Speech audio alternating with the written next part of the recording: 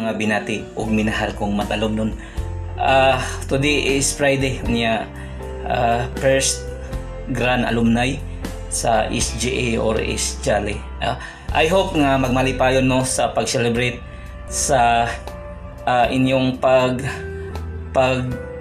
kuan ba murag pagka-reunited ang mga estudyante diri sa SGA or East Jolly diri sa lungsod sa Matalom. I hope nga mohunong ang uwan aron mag-enjoy and atong ikuan ang mga memories nga happy memories nga atong gi-create sa una.